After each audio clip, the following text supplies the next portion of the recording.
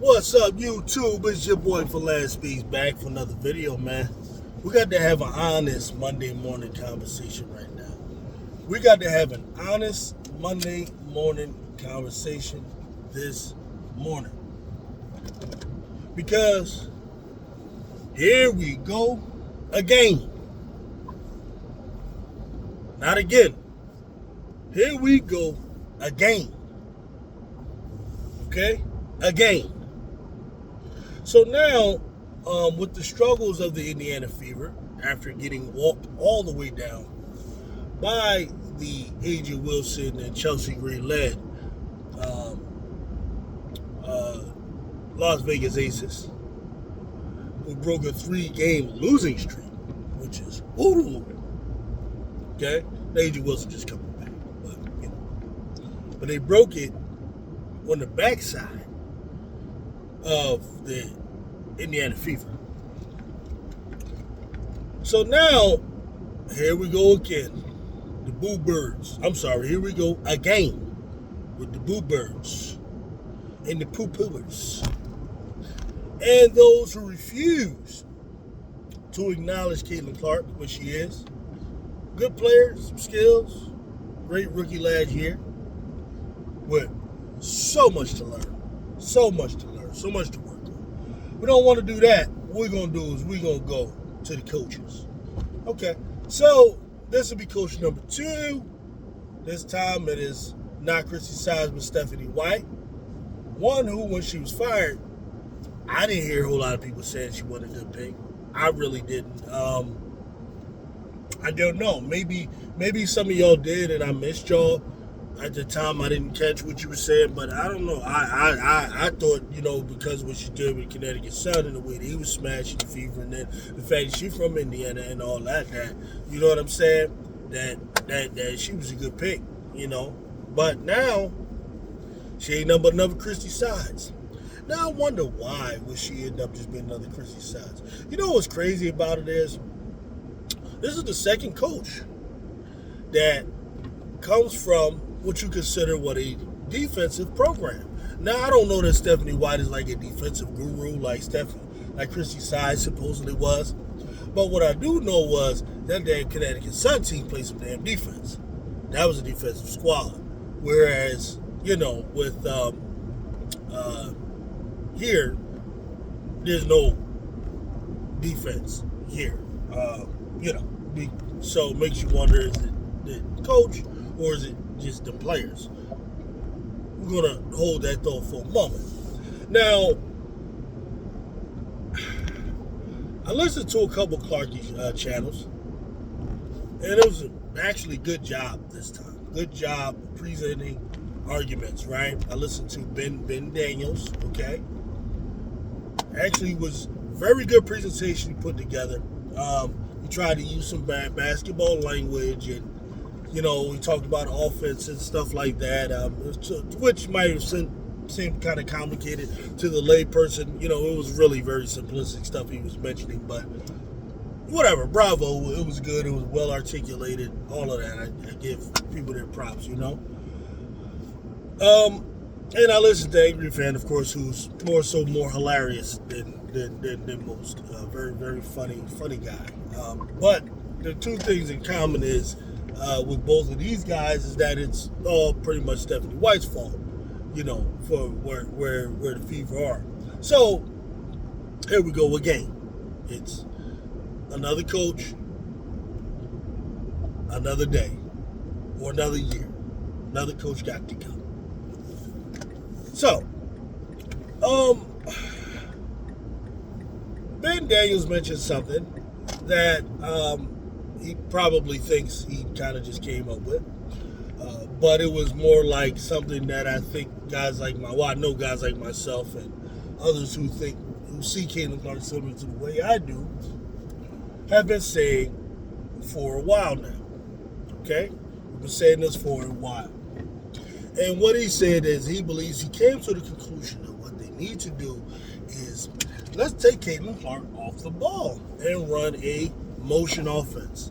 All right. Now, I don't know if he means a 5-out motion. I don't know if he means a circle motion. Not sure what he's talking about, but he just said motion. Okay. So, but the concept, I get it. So, basically, uh, he's putting it on Stephanie White to put Caitlin Clark off ball and run just an offense that allows you to have a system so that when either Caitlin Clark is not there or when Caitlin Clark is there but is struggling from the field or Caitlin ball is not working, that they'll still have something to fall back on as a means or a semblance of like decent basketball, competitive basketball, competent basketball being played. I think this is what he was trying to get at, and I agree wholeheartedly for the most part.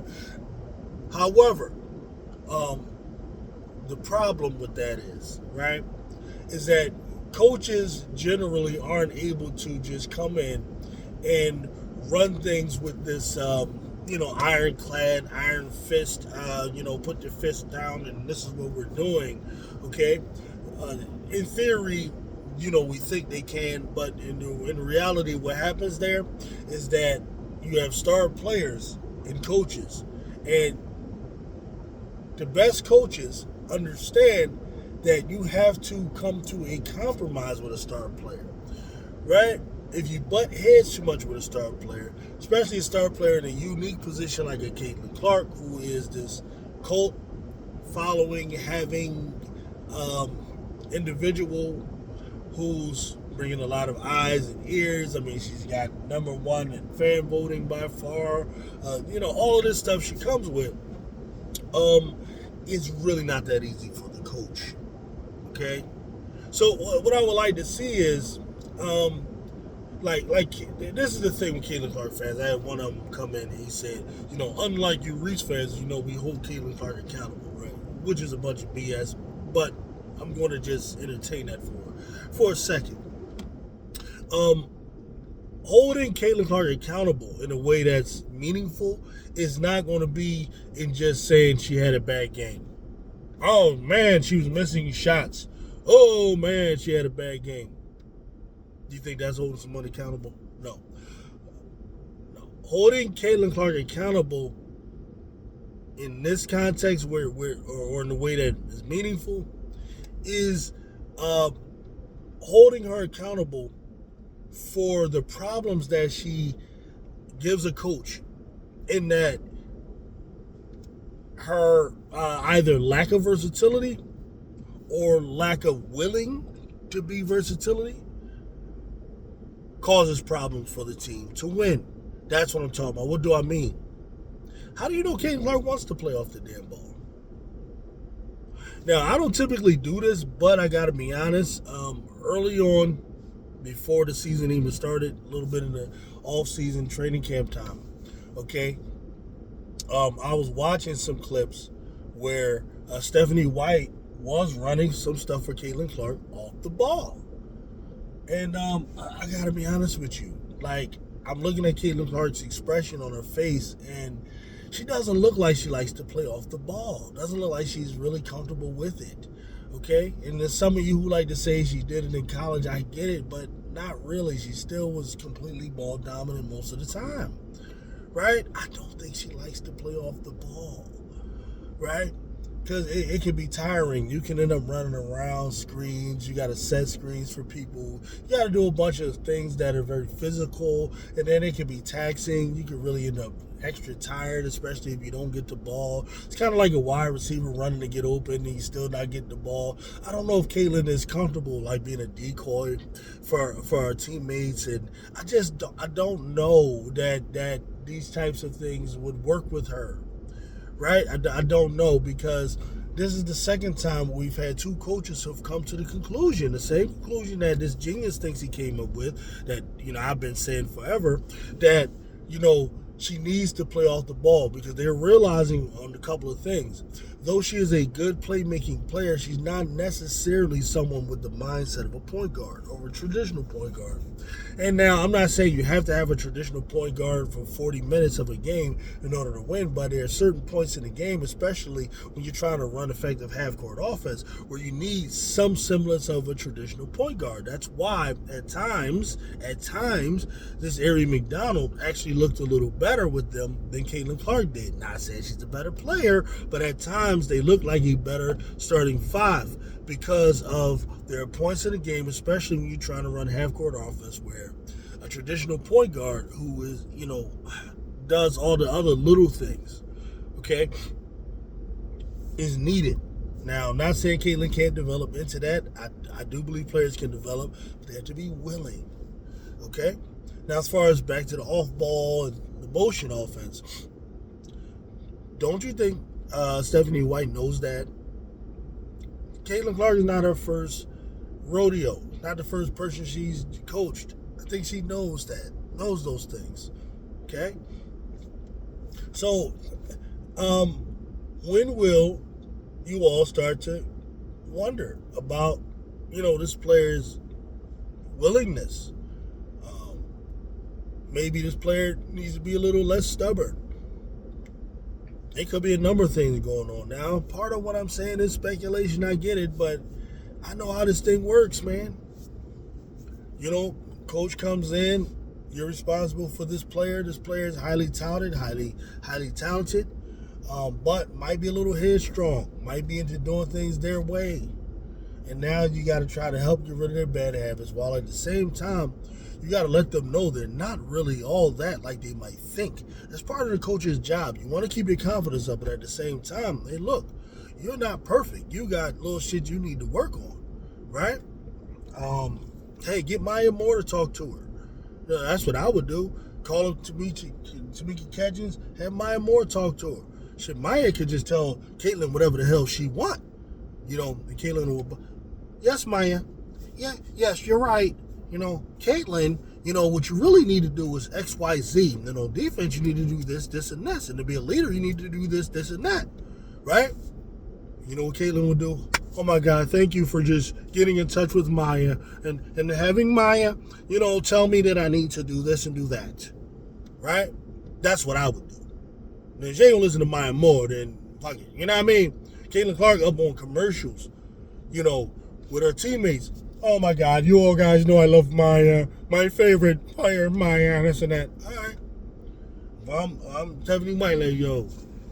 I already think Stephanie White and Maya talk. That's why I think Maya or Chrissy Sides talked to Maya. Somebody did. You know what I mean? Because when they asked Maya about Caitlin, she was kind of like, it was kind of like an eye roll joint, like, and she just started talking about leadership. See, next, she no, this girl need to work on leadership, maturity in games and not being a debutante and all those different little things. You know what I mean? So, yeah, get Maya to talk to her. Get the thing across. Maybe she'll listen. I don't know, man. But I think it's way bigger than the coach. Like, what are we going to be doing, Fever fans? What are y'all going to do? All right, just get rid of Stephanie White. Would you want to get Bluter up in the joint? Then what happens when that don't work? Because it's not going to work. So let's get rid of Bluter. Then what are you going to do? Get the next coach. Get rid of that one. Get rid of that. I mean, what are you going to have? A revolving door over there in Indiana of coaches until you get this excellent coach, right? Michael Jordan was like 84 to 88. Michael Jordan is the greatest player we might have seen, right? I don't know. I didn't see Wilt and all of them. I believe Wilt might have been super califragilistic, expialidociously ridiculous, right? But I never saw him. I didn't get to see him back then. My old heads tell me about it, and I always make sure I let them know because my old heads, they'll see this video and they come at me. You know what I mean? I got an old head that that is the most knowledgeable basketball dude you ever gonna see in your life, right? His name is Sonny Hill. He gonna make sure I give my shout outs to Bob Cousy, give my shout outs to Hal Greer, give my shout outs to Guy Rogers, give my shout outs to Wilt, all of them. So I'm always gonna do that. Okay? But Michael Jordan, 84 to 80, 89 is like the greatest thing I've seen with my two eyes, right? As far as an athlete that can go out there and just tear it up and take over a game and all of that stuff, right? But for him to actually win something meaningful, besides needing help, from other teammates and stuff like that, what he had was a coach named Phil Jackson with a philosophy that worked, and Mike was willing to listen, right? He was willing to listen. He had to have the ball all the time. He was willing to just run an offense, which gave structure to the talent that he had. And that's what Caitlin Clark needs. Caitlin Clark, without a dollar, a talented player, but beyond the talent, she's going to need some structure. And that's what you want a coach that's going to bring that. And she got to be willing to do it, though. That's the question y'all got to ask. Is she willing?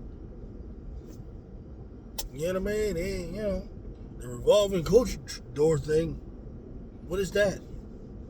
What is that? So anyway, man, that's all I got. You know what I mean? For my real sports talk right here. But here we go again. Peace out.